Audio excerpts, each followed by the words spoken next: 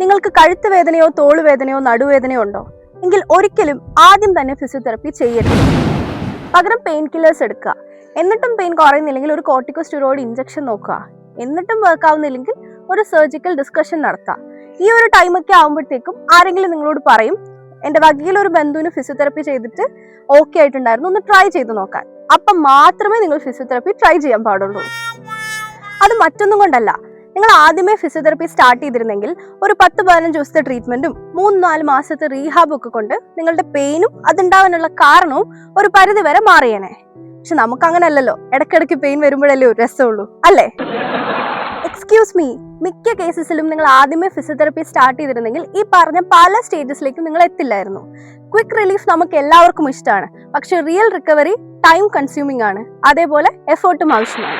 So physiotherapy ഒരു last option അല്ല, നമ്മൾ അതിനെ ലാസ്റ്റ് ഓപ്ഷൻ ആക്കി മാറ്റുന്നതാണ്.